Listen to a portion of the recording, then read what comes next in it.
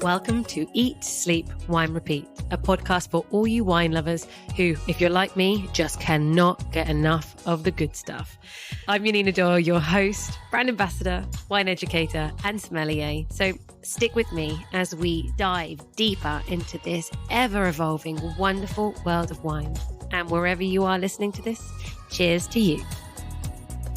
Hello, wine friends, and we are back with part 2, focusing on Beaujolais. And as I'm sure you already know if you've heard part 1, we are in safe hands because Dan, the founder of Wickhams Wines and also my sponsor of this season, knows his shit when it comes to especially French wine. And that is reflected in the fact that he won the DECANTER Retailer Award for the South and Regional France Specialist Retailer of the Year. So don't forget, you can use my code EATSLEEP10 to get yourself 10% off your first order.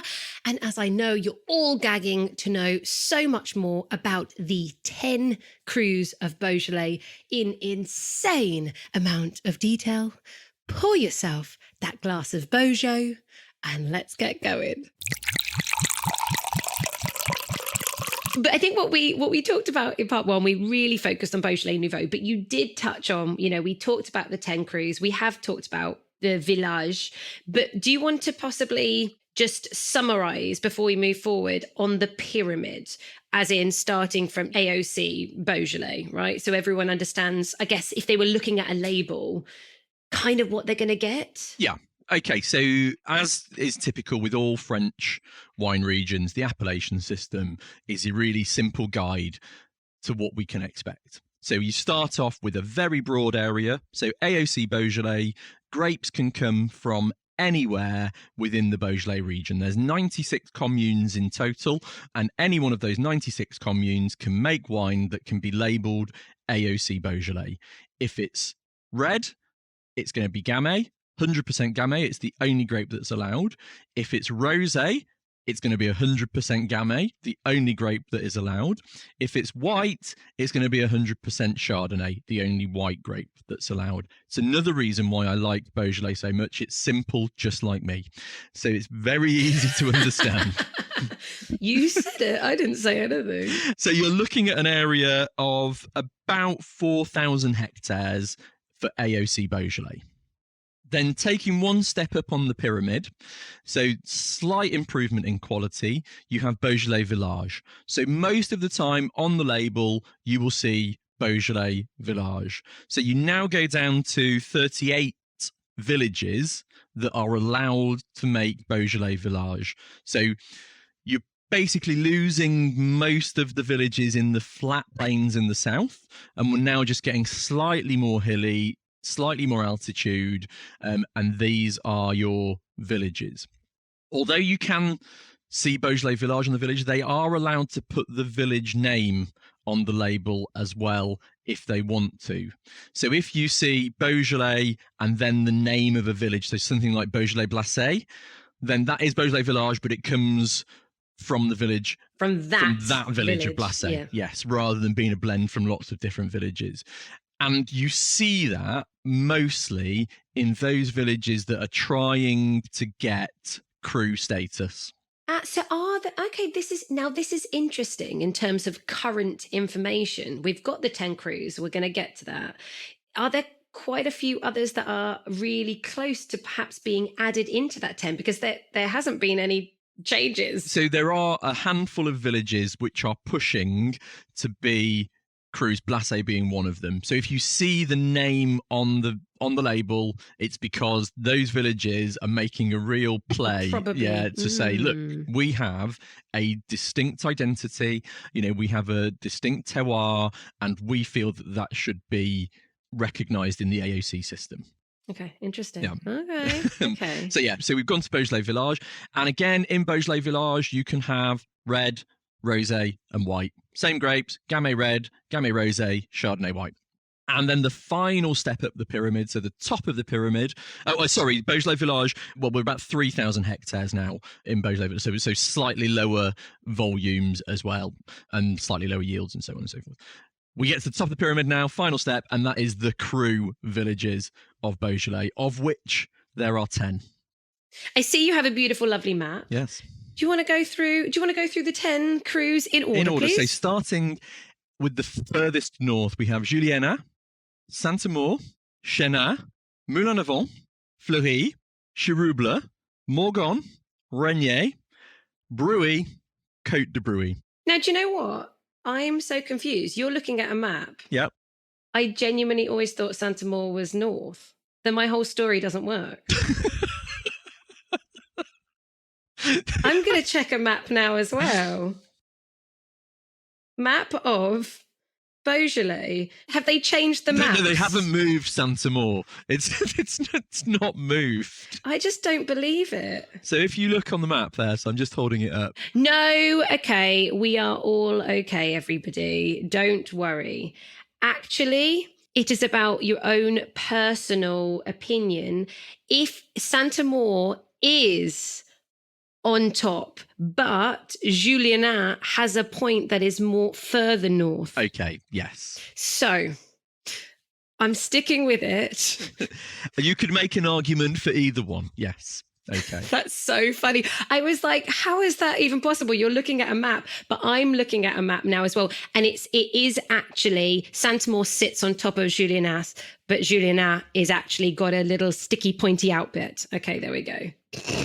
So what I love about Saint-Amour is the easiest one to almost describe as a wine region, because you think of love and you think of just like, oh, and you're all happy and it's juicy and it's fresh. And so there is this lightness and this easiness to the fruit of Saint-Amour. So it's great because it's nice at Valentine's Day, buy a bottle of Saint-Amour, and it is just going to be that lovely, light and easy stuff. Do you feel that that's accurate though? Because you drink more Beaujolais than I do. So in general, Saint-Amour is a lighter, easier wine to understand.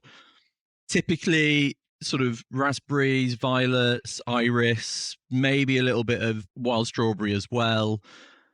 But, because there's always an exception to the rule. Oh, there's always a but. Yeah.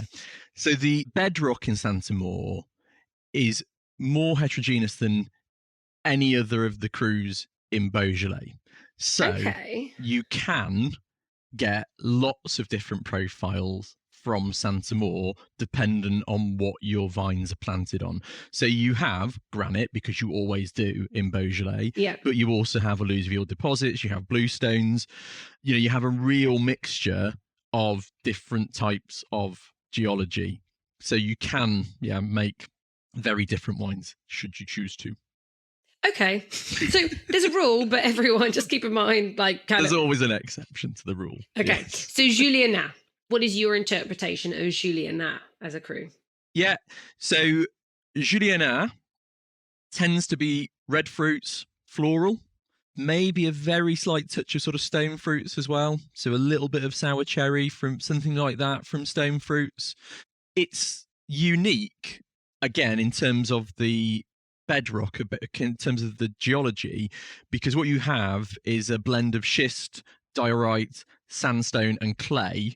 You actually don't have very much granite. Granite's probably the lowest percentage in Juliénas to everywhere else. Okay.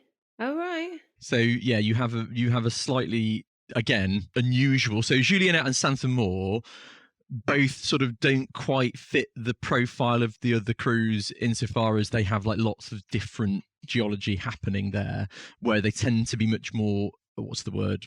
Well, they're outliers a little bit more then. Yeah. So if you're more into unity, everybody, go a bit further down in the Crus.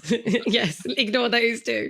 Okay, what about Chénas? I was going to say, but equally, bearing in mind that we are talking about, so the Crus, I don't think we mentioned this earlier, you can only make Gamay. You cannot make, so there is no white, there is no rosé. You can only make red Gamay in the Crus. So whilst we say you want more unity, actually, all of them have a similarity because they are made from the same grape variety. And so you are sticking in within a fairly limited range of flavour profiles that you're going to find here.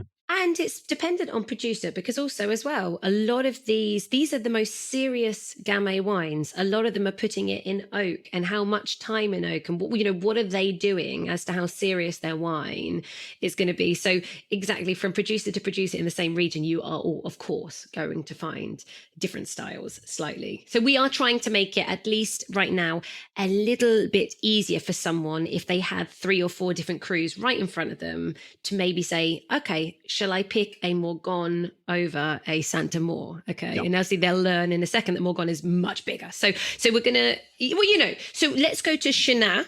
Okay. Which is the 3rd cru going down. And this one's quite hard to find, although you have a Chénas of course, on your site, don't you?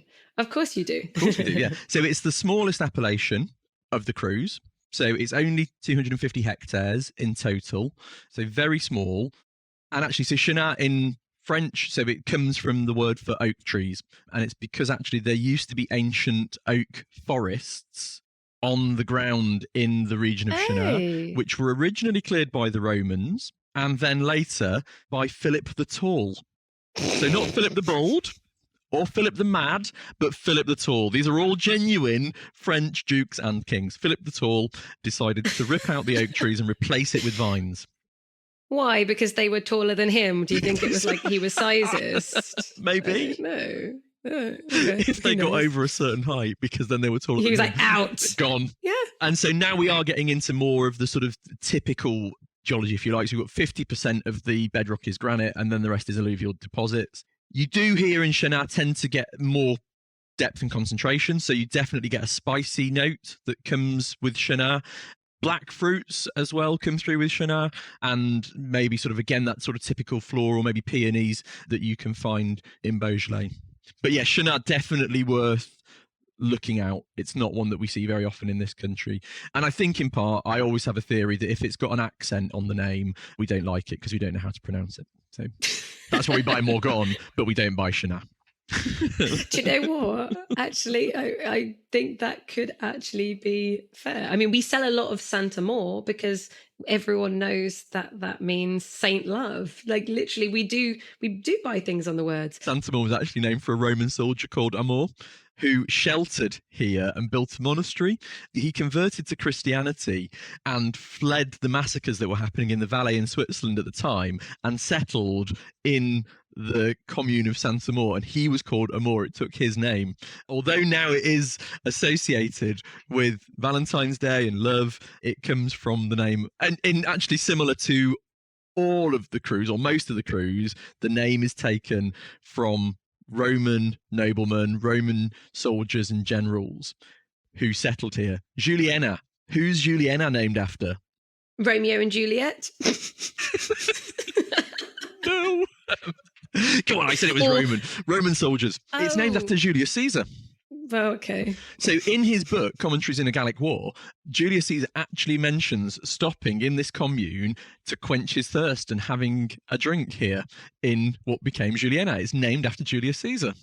So we got to Moulin-à-Vent, didn't we? Now, we like Moulin-à-Vent. This one is a age-worthy beast. It is definitely age-worthy, yeah. And so Moulin-à-Vent, not named after a Roman soldier, but actually called windmill. So that's the translation of Moulin-à-Vent, because there is an old windmill that sits in the middle of the appellation. And this is the oldest appellation, actually, in the whole region. So originally goes back to 1924. So wines have been made here, as I say, since the Roman times. So the Romans are the first people that identified the possibilities of Beaujolais, hence why so many of the crus are named after Roman soldiers and noblemen.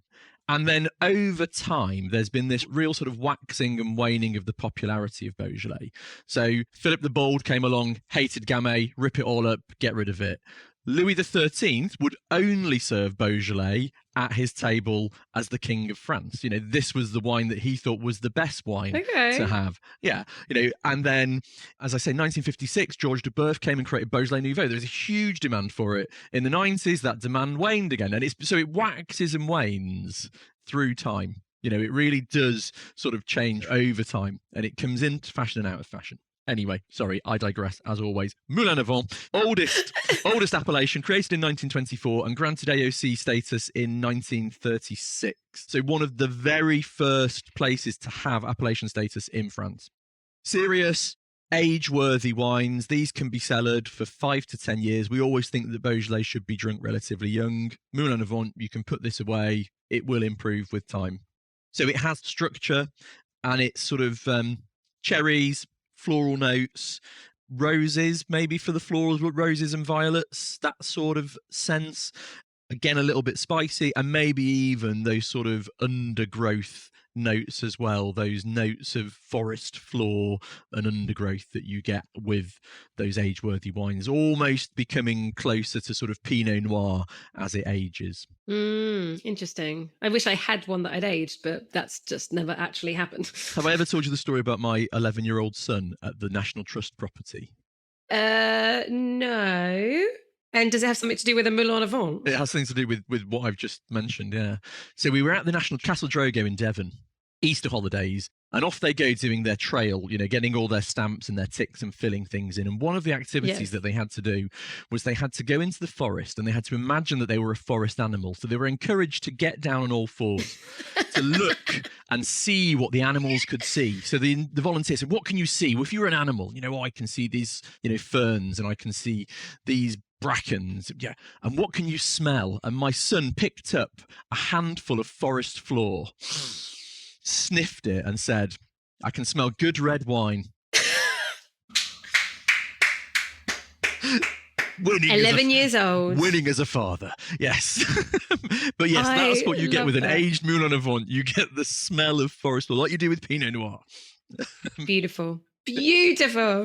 Oh. No, then after Moulin-à-Vent, we go to Fleurie, which, funny enough as well for me, Fleurie, it sounds flirty, it sounds floral. So actually, I think that this is a really good one for the name suggesting the floral, pretty style that it can be. I like that the name works almost. Yeah, I'd spot on that. I agree completely that the name gives you the indication of what you're going to get, albeit it was named for Florus, a Roman soldier. Or maybe it wasn't. No, or maybe it wasn't. So we are here, very steep slopes in Fleurie. So if you ever go there, really steep. So it's hard. This is hard work. We mentioned earlier about the goblet training. There's no mechanization here. It's too steep for mechanization. So it's all hand-picked. All the crews generally hand-picked grapes. So real effort and love going into the harvest in all of the crews. It's quite large, 840 hectares, so it's quite large for the crews. And you have 90% granite here, so quite a homogeneous soil or geology formation. And you have a beautiful church, the Church of La Madone, which overlooks all of the vines in Fleurie. So it's one of the pictures you quite often see of the church that overlooks the vines. And it's a picture that you often see of Beaujolais, of the church overlooking the vines. It's very pretty. And what you get, as you say, very fragrant, very floral. You still get the red fruits, bright red colour as well from Fleurie. And it's one of those very typically Beaujolais wines. I think when people think of Beaujolais, this is what they think of. That's so true. And also, very often when somebody pours me a Beaujolais cru, it's Fleurie. It's, it's also very easy to find. I was going to say it's very easy to find in this country. So, if you go into, I would imagine most supermarkets probably have a Fleurie on the shelf. Most wine merchants do. Obviously, if you want quality, independent wine merchants are the place to go looking. What? Wickhams wine? Wickhams would be one, yes. Listen, I say this all the time. Everyone, the wines are great and you can get 10% off the first order, can't they? Using my code. Eat Sleep 10. Yeah, you go. Anyway, so moving on. So we've got Chirouble, if I pronounced it correctly. That's how I pronounce it, Chirouble. Chirouble is how I would pronounce it, but I'm not claiming to be any expert on French pronunciation. You've been there more than me, but I mean, this is at pretty high elevation now, isn't it? Yeah, so we are 450 meters above sea level, which is pretty much the highest point. we're going to find are vineyards. So one of the things about the whole region, you have the Saône River runs down one side and you have the Beaujolais mountain range runs down the other, which creates the sort of specific climates that you get here. The vines are planted in the foothills, so up to about 450, 500 meters above sea level is the highest you'll get. So yeah, here in Chirouble, we are pretty much at the highest point we can get to. We are 100% granite here. That's the only rock formation that we've got in Chirouble. Okay. So in terms of what you can expect from the wines, you know, they are going to be very, can't think of the word that I want. Well, for me, I would describe them as like a little bit more lifted, lively. They're brighter as well. They're more elegant. Yes, sorry, I was looking for consistent was the word that I want. None of the words I use. Sorry, tried to dig you out. Thank you. But yeah, so they are, because you have 100% granite, all at altitude, they're more consistent in presentation. And what you get, because of the altitude, is, of course, more freshness, more elegance. So you Don't steal my words now. No, I've already done them. Get your own words. Just say yes, Yanina, I concur. Yes, Yanina, I concur. Your tasting notes were spot on. They're absolutely right. You've got very steep inclines here as well. So a bit like Fleurie, you're very steep, very hard work. Again, you don't see lots of these here, and I think in part because it is such hard work. It's sort of very heroic if you are harvesting grapes in this environment. Yeah, worth seeking out. Okay, so what's it like then when we go to Morgon, which is, again, we said about Fleurie, everyone kind of identifies almost Beaujolais, typical Beaujolais as Fleurie, but actually almost Morgon is like I want the really serious wine of Beaujolais, so I've got a Morgon. Yeah. What's it? You've obviously come down in elevation now. Yeah, so you are sort of 300 meters roughly in elevation in Morgon. This is the biggest cru, sort of over 1,000 hectares, Morgon. Very, very dense as well. If you drive through the village of Morgon and Villy-Morgon, incredibly dense. It's just vines. There's nothing else. It's incredibly dense. And what you get with Morgon, is incredible structure, incredible depth, incredible power, which you maybe don't find in the other crus. So kirsch, cherries, plums, even spices. And there is this verb in French, to Morgon. Really? Morgon. To Morgon, yeah. And what it means is, as the wines age, they become closer and closer to Pinot Noir. And again, a bit like Moulin-à-Vent, these are very age-worthy wines. So you could put these away for 10 years, or more if you wanted to. And if you tried one that was that age, they get closer in style to Pinot Noir. But they are excellent value. So I spoke earlier about this waxing and waning of trends through history. We buy wine from Dominique Piron. So people might be familiar with the name. You can go into most supermarkets and you'll see Dominique Piron on the label. Those are no longer his wines. We buy wines from his new project, Clos de Vieux Bourg. He sold the brand Dominique Piron in 2020, but he didn't sell the historic family vineyards. He kept hold of those and he still uses those. So when you buy Dominique Piron labeled wines in the supermarket now, those grapes are just bought in grapes from elsewhere. They're not from his vineyards. If you want Dominique's grapes, you have to buy Clos de Vieux Bourg. And Dominique's history in Morgon goes back to 1582. He's the 14th generation winemaker.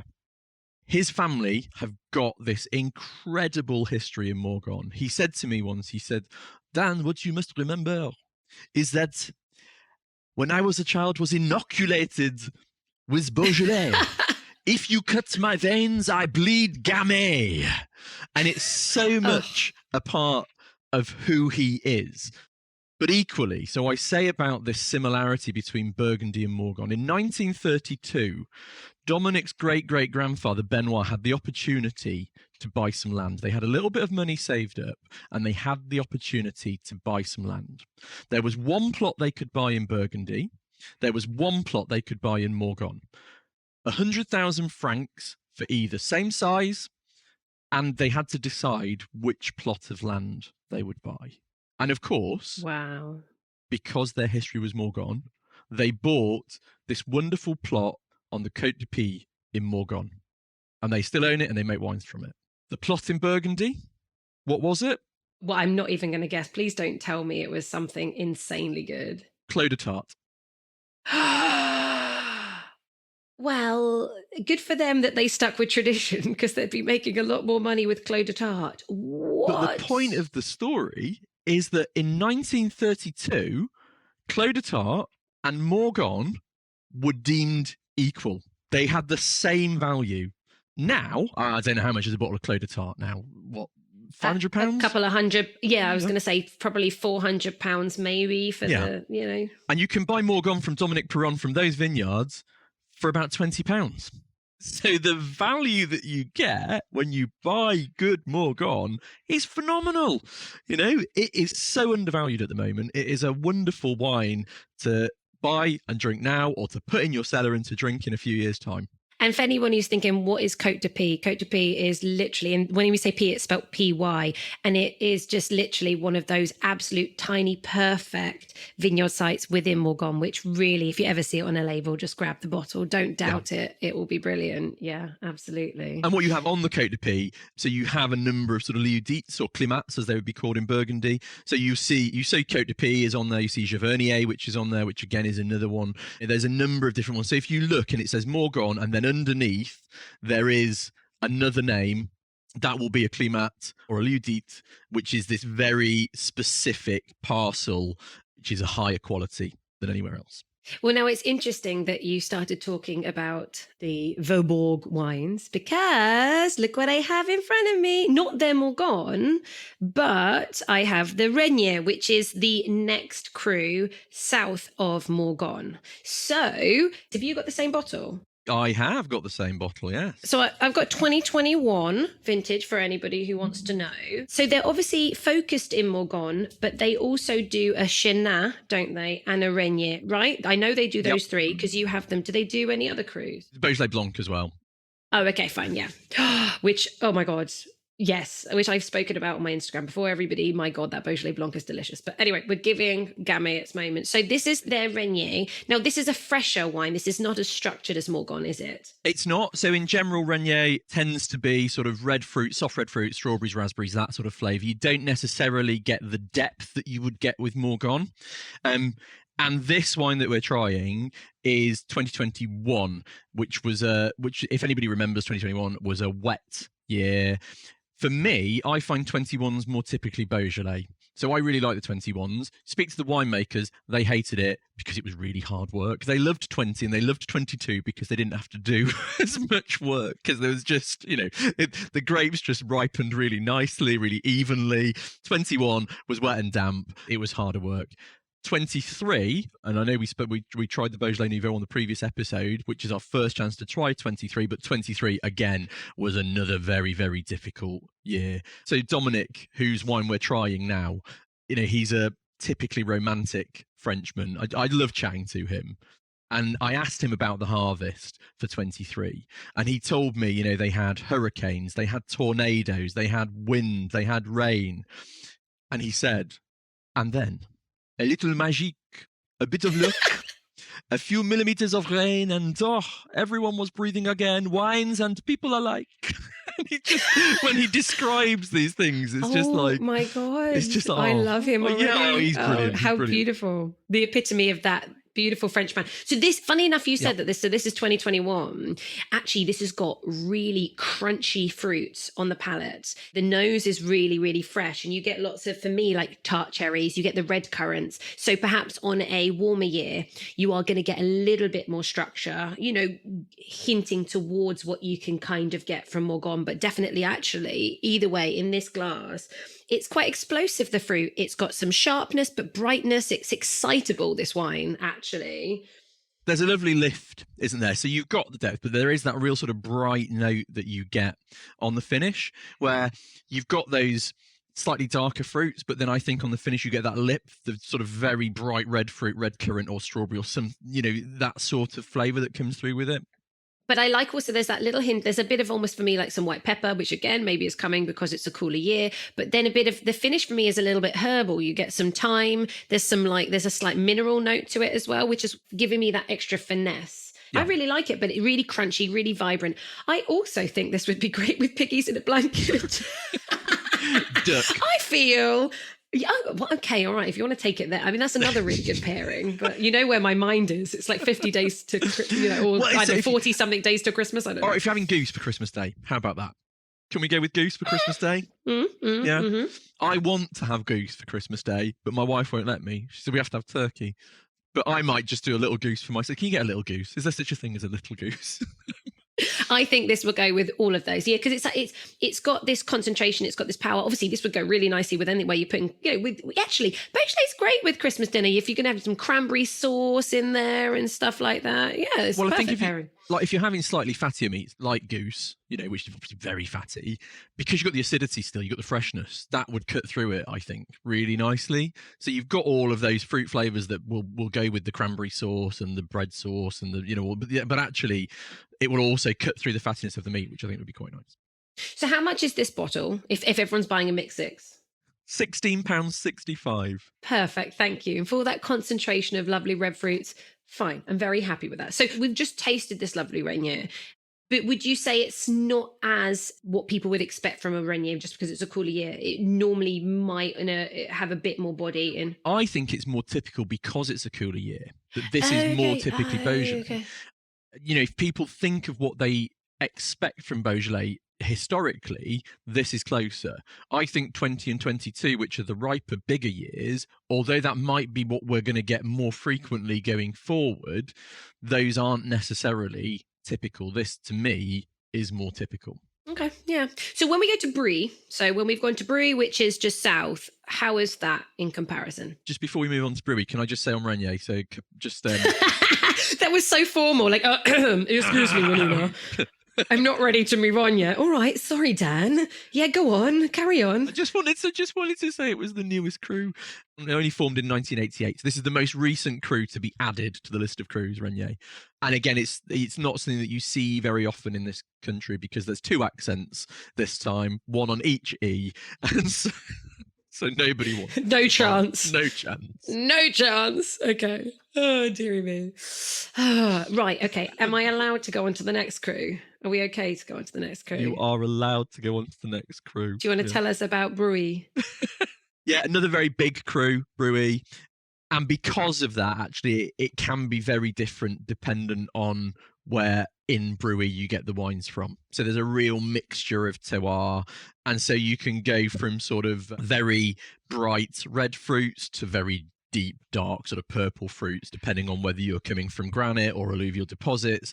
So there's a real mix in Brouilly that you can find. And again, in terms of the altitude, there's a real mix here again. So it's anything from sort of 200 meters up to about 500 meters. So there's pretty much, Brouilly has pretty much everything of Beaujolais. It has all the soil types, it has all the altitudes, it has, all the flavors. It can be many, many things. And I guess exactly for that reason, within Brouilly, you have the last crew, which is Côte de Brouilly, which is the hill within, so the most, I guess it must be the hilliest part, is it? No, so it's not. So Fleurie and Chirouble are more hilly, are steeper. No, sorry, I didn't mean that. I meant of Brouilly. So this is Mont Brouilly is the name of the hill. Brouilly Mountain, albeit it's probably not high enough to really be a mountain. When you stand there, you can see Mont Blanc in the distance. That's a real mountain. Kind of ruins. Yeah. So Mont Brouilly is an old dormant volcano. So millions of years ago, it was a volcano, and that's sort of then created a lot of the geology that's around there. So you have lots of these bluestones is the real typical soil type or rock type that you get in Côte de Brouilly, and that gives a real minerality to the wines of Côte de Brouilly that you don't find in many other places. It's really quite distinctive for this part of Beaujolais. And Côte means, if people don't know, slope of. So basically, Côte de Brouilly, slope of Brouilly, and it's the slope of Mont Brouilly, which is where the grapes are growing. And you get quite dense flavours, again, in Côte de Brouilly. So plums quite often, red fruits through to sort of dark plums, floral notes, as you always do with Gamay. So peonies and irises come through in the best examples. But then this real sort of mineral, spicy quality that you find as well.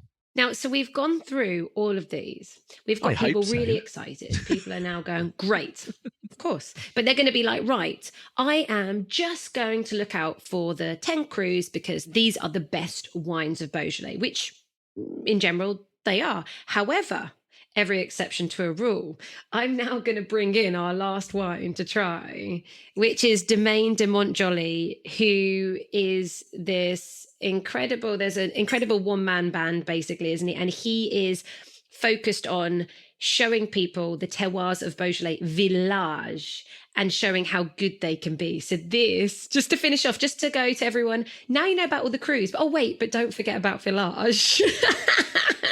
Can you just tell us, a little bit, because I'm going to let you in on a secret already. I actually, personally, adore this wine so much that between the two, I love this one. This one, give me any, I'll happily drink them. But it seems weird, doesn't it, that I'm going to say that actually this Beaujolais Village, which is from La Pointe, or at least I'm assuming that's the name of his vineyard within the Beaujolais Village. Is that correct? La Pointe? La Pointe. All right. So La Pointe, that's the name of the wine, but is that the name of his site within the Beaujolais Village? No, so he's in the village of Blasay. This is why we're all about, hey guys, if you were listening earlier, this one might become a cru at some point. Okay, he has three wines in the range. So Le Croix Pollage, La Pointe, and 85-45, which I should probably do in French. And it's basically the age of the vines. So the very oldest vines go into the very best wine, which is 85-45. Then the next one is this one that we've got, La Pointe, where the vines are sort of 50 years old. And then you have Le Croix Pollage, which are sort of 40-year-old vines. So it's just the age of the vines that he's using.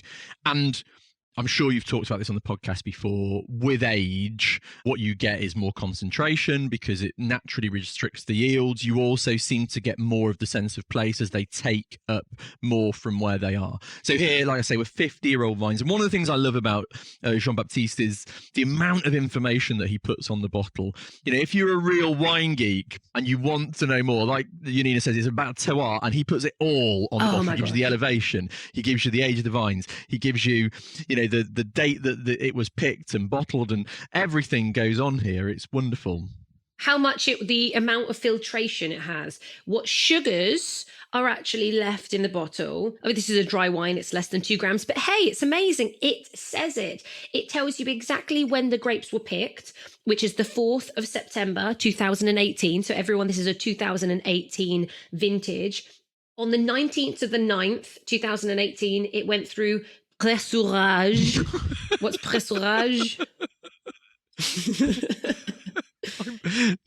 I'm laughing at the fact that, oh God, what's pressurage? Well, I know what embouteillage is, which is obviously bottling. And right, I do know. I did this in a post. I have it. Okay, pressurage. Yeah, no, I did pressed, it. Of course. Is pressed. It was pressed on the 19th of the 9th. Of course, how obvious. Okay, then embouteillage. Anyway, thank you. Yeah, that is a bottled, which, by the way, also means traffic jam. We call it a bottleneck, don't we? That makes sense. The French word embouteillage, means traffic jam. Okay, it has manuel to say it's manual harvesting. It tells you about destemming, égrappage. Okay, I'm sorry everyone with this awful French. But anyway, it talks about chêne. I don't know. That means wood. And the exposition, it tells you it's northeast. It's phenomenal. I haven't seen a label with this amount of information, and I have to say it's brilliant. But flavor wise, I've just poured this now, Dan, and oh my God, I could smell it as I was pouring it. It's really concentrated. It's so powerful. It has this like red plums, but there is this touch of dark cherries. It gets like licorice. It's baking spices. Obviously he has put this in oak, and you can smell that, but it's a sweetness. It's that sweet lick of oak. So whereas we had a tickle of tannins with the Beaujolais Nouveau, this is a sweet lick of oak, not just a lick, a sweet lick. The power and the intensity on the nose, just already you fall in love with it. Yeah, there's things that you don't expect to find in Gamay here. There's almost that sort of tobacco note with it as well that you would never sort of think would be a quality that you'd find in Gamay. There's an earthiness to it. Yeah, there's a touch of almost like that tea leaves on the finish, but still velvety tannins. But the structure, Beaujolais Village, it blows my mind when I taste this wine. I think, if I remember, it's like £17 or something. Yeah, $17.99 now, so 1799, and well worth every penny. It absolutely is. I am so in love with this wine, and I love the fact that he like just quite clearly loves the terroir of the village so much that it's all about pushing it. So the terroir of the village, I love this. So Jean-Baptiste, young man, 8th generation winemaker. When he was growing up, there was this huge expectation of him becoming the winemaker, taking over the family business. And like all teenagers do, he wanted to push against that a little bit. So if you're a French winemaker, how do you push against that? Well, what he did was he actually came and spent some time studying at Plumpton College in England. So he got the English to help him learn how to make wine. No. That's the first thing that really upsets your French winemaking family. He then also did some winemaking in California and New Zealand, which again, you know, is anathema to the French. And then he came back. He actually then did some work in Burgundy before finally making his way back to the family domain. And there was a harvest and he was in the winery. The pickers had gone home for the evening. He poured himself a glass of wine out of the tank and went and stood outside and looked at the moon and the stars in the sky. And this is the picture that's on the front of the bottle, the man looking at the moon. And it was this realization, having been to England and America and New Zealand, that if he was going to make wines that were true to himself and to his family, that the only place he could do that would be in these 3 vineyards that they'd farmed for 8 generations in Blasay. And he made a promise to himself at that point. His family had rented these fields up until this point, and he made a promise that he would buy those vineyards before the age of 30. And he has. He owns the 3 vineyards now in Blasay where these wines are made. That is touching. That's so beautiful. I think that actually sums up this whole episode, because it just goes to show there's so much more. We always talk about the people behind the wine, the story behind the wine, the year, the challenges, and how beautiful he's bought it, and we get to enjoy that, and he's keeping it in the family. So, Dan, thank you very much. You have passed. I shall continue taking sponsorship from you because you are amazing and knowledgeable. And honestly, you've aced that. Like, I didn't have to do any work here. Oh, there's so many little wine facts that I've learned. I will listen back to this episode deeply myself so I can learn. No, don't do it. Anyway, Dan, thank you so much. And I'm sure I'll speak to you for another 2-hour conversation tomorrow, probably. Cheerio. Lovely. Right. See you later. Bye.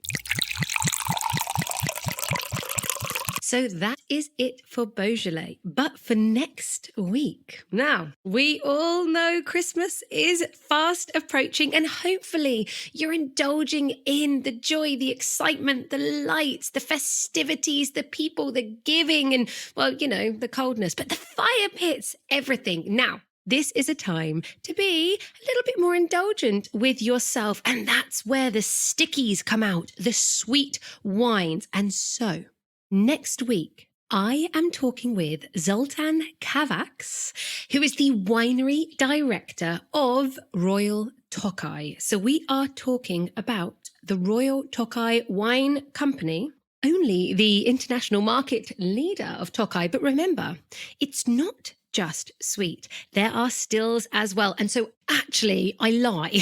Next week, we'll be talking about the still wines because you need to know about these. But the week after, I'm going to finish off with their gorgeous dessert wines. And so I shall end this episode with a wine quote. And so inspired by the Crus of Amour, I thought I'd bring some love to the end of this podcast. And so Benjamin Franklin said, Wine is constant proof that God loves us and loves to see us happy. Right, so continue being happy, continue with your wine journey, pour yourself some tasty treats, and whilst you're filled with love, feel free to leave a quick rating on Spotify or a beautiful review on Apple Podcasts to help this podcast become more discoverable. That's it, my wine friends. Until next week, cheers to you.